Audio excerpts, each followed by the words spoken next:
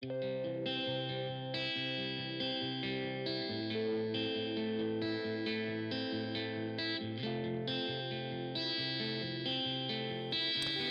is a podcast by WellHouse Church, where we take a closer look and dig a little deeper into this week's sermon. How we doing, Bible nerds? What up? What is up? So we're still in restoration stories. Yep. And so we're going to talk about Hebrews 11 coupled with Genesis 4, the Cain and Abel story. Yeah, interesting. I'm not really a fan of teaching too many verses at one time. Yeah. I've never really been that fan. I mean, even when I used to be in a context where they wanted you to preach, 30 minutes or 35 minutes, I still didn't do it. I still never did it. But And if you've never watched one of Cullen's sermons that are with WellHouse, they're typically about 15 minutes. oh no, if it's 15 minutes, it's long. Yeah. I mean, it's true. There's somewhere in The between. videos are about 15 minutes Yeah, the because video. of the intro and the outros. Yeah. So the intro is like 2.5 minutes long, and then the outro is a minute or so of the questions rolling. I mean, literally. I mean, like yesterday's sermon.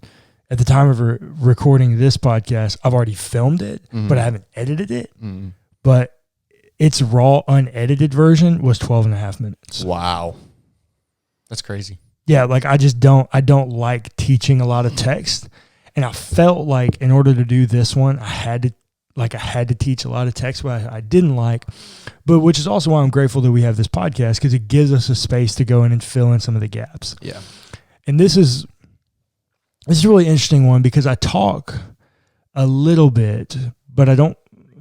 This is the hard part about teaching such a short time length.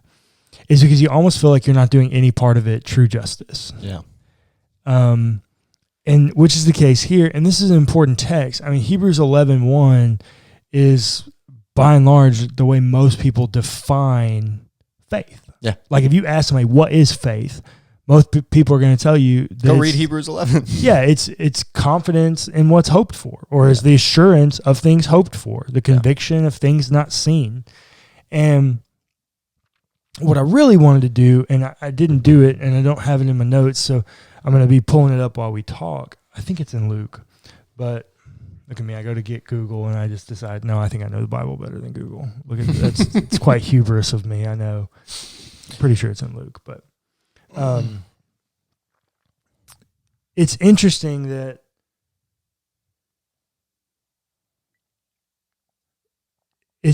for me that it's assurance for the things hoped for. Yeah. And it's conviction of things not seen. It's kind of a corny reference, but Clayton, can you see the wind? No. Do you believe in the wind? Of course. Why? Because you can feel it. Oh, so interesting. So there are things that we identify based on feeling. Yeah. Or things that we can see the effects of. Yeah. Because I can see the trees move. Yeah. When the wind blows. Yeah. You can see the leaves move on the ground. Faith is no different. I mean, can we see God? No. But do I know he's there? Yeah. How? Because I feel him and I see the effects of his activity. Yeah. It's the best way. It's the best example I know how to give, and it's not a great one. No, it's not. It's super corny, but yeah, exactly. And I own that from the beginning. Like it is corny, it's super corny, but like there's not a better way to explain faith. I've used that multiple times to explain faith. Yeah. And I'm not proud of it. It's just, there's not a better way to. Well, yeah, it's not. And because I do think part of the way that we believe or we embody belief or faith in God is through our experience of him. Yeah. If anybody tells me that like you should just ignore experience, like, come on, bro, get out your own way. Yeah. God's trying to give you experiences with him. Yeah.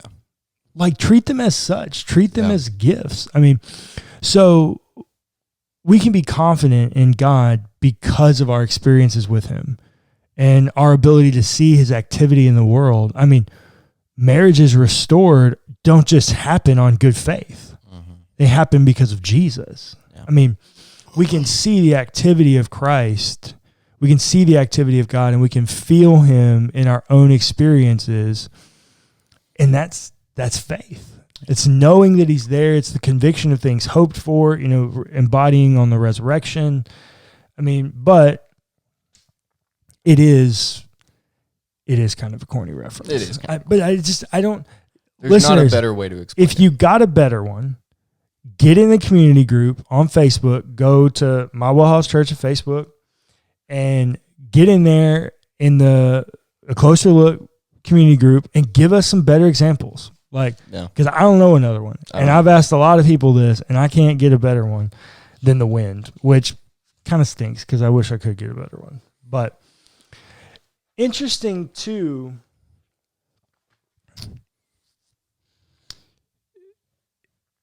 faith is the assurance of things hoped for, the conviction of things not seen. That's really interesting that the author of Hebrews, whoever he or she is, chooses to add that little bit about the things not seen. Yeah. Because when Jesus appears to doubting Thomas, which I hate that I call him that, but that's what everybody knows him as, because he's been a disciple for like 3 years and never doubted once, and he has one experience of doubt that they all had, apparently. Yeah. Similar ideas of doubt. It's pretty unfair. Well, it's just, yeah. I mean, you're identifying Thomas by his his worst mistake. But he comes to his disciple friends and the disciple friends come to Thomas and they say, "We've seen Jesus. We've seen the Lord." And Thomas replies to them, "Unless I see the mark in his hands, the hole in his side, I will not believe." Like, unless you show up before me, I will not believe. So then there's a week later, they're again in the house, Thomas is with them, and then the text says, although the doors were locked, Jesus came and stood among them. Like, Jesus is a magician. He's flexing. Right. Yeah. That deified body's really showing out now. So then he said to Thomas, "Put your finger here and see my hands. Reach out your hand and put it in my side. Do not doubt, but believe." Thomas answered him, "My Lord and my God." And Jesus said to him, "Have you believed because you have seen me? Blessed are those who have not seen and yet have come to believe."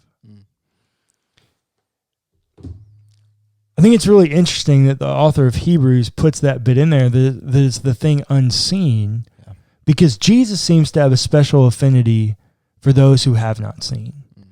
Now, let's also note, Jesus has to reveal himself to someone. Yeah. Or nobody believes that he's actually resurrected. Sure. Right? Jesus has to make appearances in the resurrected, deified body. But yet, it almost leads me to believe that he didn't necessarily want to. Mm. Blessed are those who believed and have not seen. Like, there's a special place for you. Like, there's something significant about what you're doing, that you didn't need tangible proof to believe in me, my activity in the world, my power, what I can do, all the things of who I am as God. You didn't need to see me to believe the things I've said. And yet, that's faith. Faith is the conviction for things not seen, which Jesus affirms, blessed are those who believe and have not seen.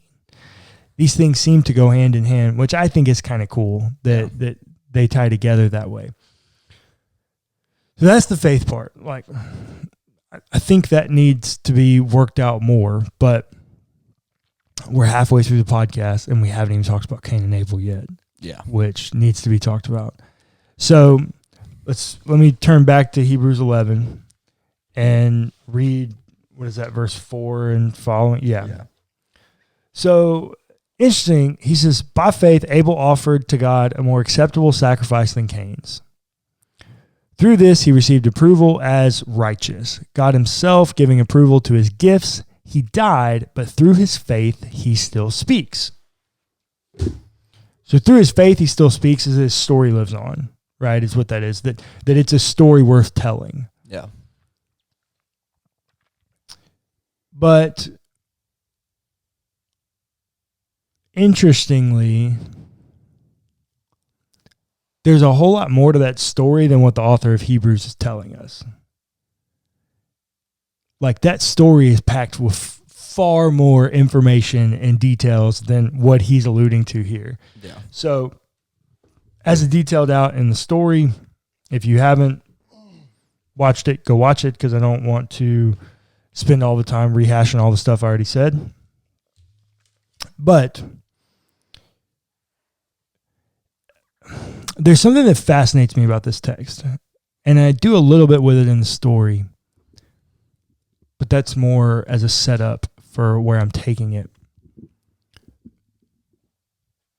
But this is the first place in the Bible where we're told that two people are different. Mm. We're told that God made Adam and Eve male and female, Right. which is different, but then we're told a statement of inclusivity that they're both made in the image of God. Yeah. And so it's like they're one and the same. And then we're given that whole thing about the two will become one flesh and all this, like that they are one. They are unified. They are the same. But here, after sin enters the world, right? So God's just given his curse and all these things, kicked them out of the garden. Like, literally one of the first things we're told is that Cain's a farmer and Abel's a rancher. Yeah. Like, they're different. The humanity is going in different tracks now. We're no longer unified doing exactly the same thing. Now, I think that's important because, like we talk about all the time, your faith experience and beliefs are pretty different than mine. Yeah. We believe in the same core fundamentals, but secondary, tertiary issues, we're all over the place. Yeah. We actually had this conversation less than a week ago about how different like these secondary and tertiary issues are between us and even WellHouse board members. WellHouse board members. I mean, because I don't think I think gone are the days where we're like, our goal here is to indoctrinate people. Yeah. No. Like those days are just gone. It's an unhelpful practice. Our goal here should be forming people into understanding what their role is and participating in godness. Yep. You don't do that through fighting. No. There are some things I will fight for. I will fight for the Nicene Creed. Sure. I will fight for the deity of Jesus. I will fight for the divinity of Jesus. I will fight for some things. Whether or not you can drink alcohol, where you're at on praying in tongues, like these things are not worth fighting over. Yeah. Even what your soteriology is, like they're not worth fighting over. It's not. And so, like, that's where I'm at. But I also think the Bible is setting you up from the very early part that sin is going to yield to different people. Yeah. Like, sin has entered the world and humanity is no longer unified and they're headed in different spaces. And in their heading in different spaces, that's going to lead to them harming one another. Mm-hmm. Interestingly enough, I think when you read the story at face value, it almost seems like a survival of the fittest. Kind of. Right? Abel has the better offering because he's offering an animal. But Cain's just a farmer, and so he just offers grain. But there's a really, really small word that shows up that's really, really important.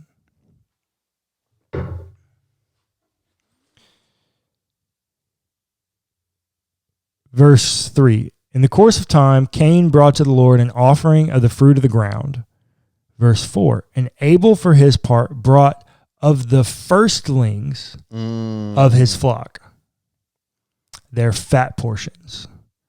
And the Lord had regard for Abel and his offering, but for Cain and his offering, he had no regard. Yeah, it's important to remember that the Levitical law has not been written yet. Correct. So, well, at least in the story that's happening. Right. By the time Genesis is written, I'm pretty sure the Levitical law has been, but in the way the story's playing out, it's not happening. The Levitical law had not been written before the Cain and Abel story. Correct.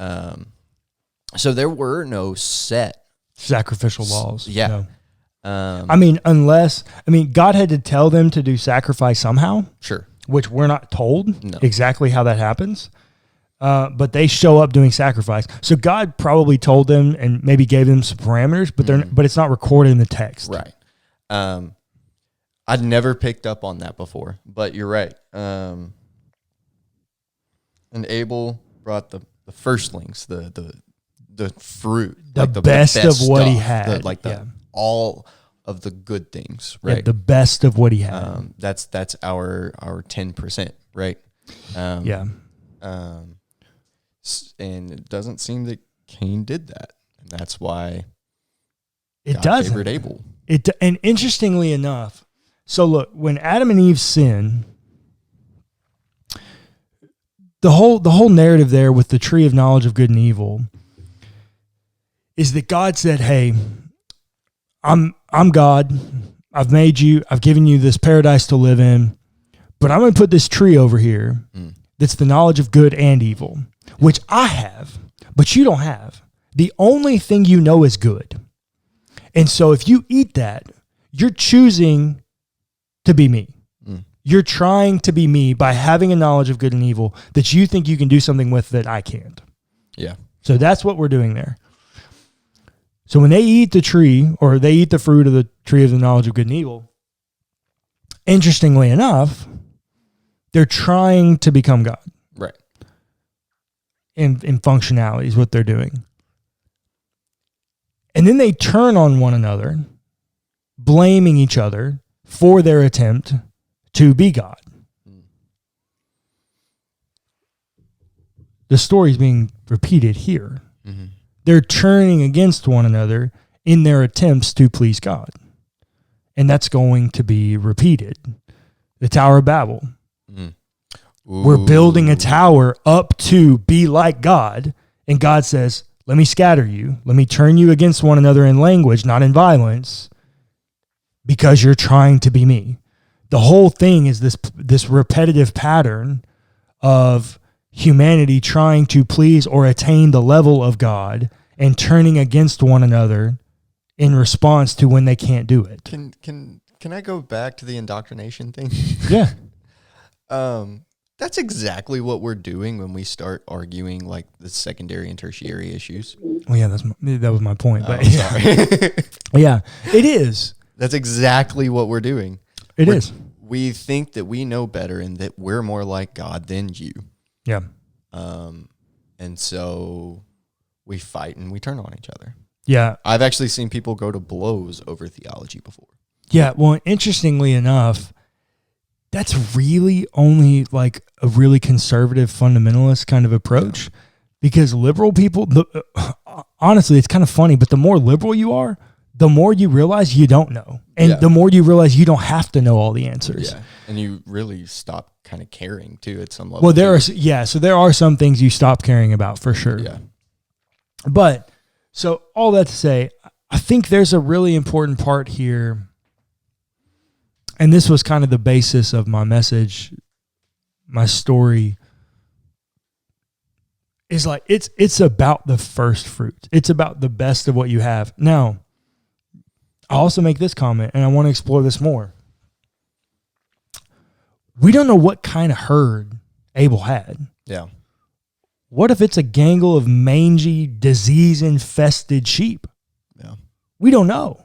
And what if Cain has this just immaculate grain and wheat? We don't know. Mm-hmm. Because the deal here is not that you're giving the best.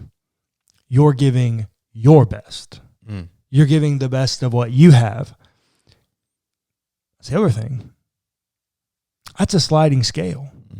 Because as I say all the time, faith is God's power meeting your vulnerability. Mm. Well, my vulnerability is always in flux. It's always moving. And what I need from God in the level of vulnerability is always changing and in flux. And so there are some days I wake up and I'm like, God, I just don't have it today. I don't have anything left to give you. I'm exhausted. But then through renewal, through inner healing prayer, which we're going to talk about on Wednesday, I get a little bit back. And so the next day I wake up and I say, okay, God, I can give you a little bit. I got a little bit to give you. I can give you some. And then there are some days where I make up for it and I'm like, yep, got it. You can have it all. But the best of what you have is not always the same. Because as life changes, as things are in flux, the best of what you have is in flux. And so I think we do ourselves an injustice when we hold ourselves to this standard that we've got to do X, Y, Z in order to please God. Because my best today might not be my best tomorrow.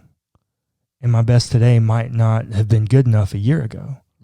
Or it might have been more than I could give a year ago. As we change and we evolve and we grow, our best changes and evolves and grows with us. And so I don't want to give you some kind of false hope or fire insurance here that you don't have to do anything. That's not what I'm doing. But what I am saying is like, hey, cut yourself some slack because your best today might not be your best tomorrow. Yeah. It might not be your best a month from now. And you may go a month where you feel like you literally don't have anything to give. But I promise you, the fact that you're even aware that you should be giving to God and you just don't have anything to give, you're still in a good place. I mean, the widow's mite, right? We talk about that a lot. She gave more because she gave the best of what she had. It's not about the value. It's not about what you give, what your talents are, all those things. It's not about that. God's going to, if you give God your best, he's going to give you his best. So whatever you have to give, God's going to make it tenfold. God's going to multiply it, just like he does fish and bread. It's not about what you give, it's how you give. And if you're giving the best you have, God will give you the best he has in return. And it's also important to acknowledge the intent of your heart as well. Yeah. If you're giving because you want to be seen giving, that's a different thing. Yeah. But if you're giving out of love and out of love for God, yeah, he will honor that. Well, I also think if you're giving from a place of like obligation, that seems to be what Cain's doing. Yeah. That's why he gets angry when God didn't accept it. He's like, dude, I'm doing what you told me to do. Right? He's frustrated. He's like, bro, I literally did what you told me to do. I gave you sacrifice. So that seems to be, in my mind, when I read this story, this is what I see. But on another point, I'm using give in a very loose term. I mean, every day we wake up, we have an opportunity to choose God. In choosing God, we're giving God the best we have. Yeah. There are some days I wake up, I don't have it. God, I can't do it today. I'm sorry. Like, I do not have it in me today.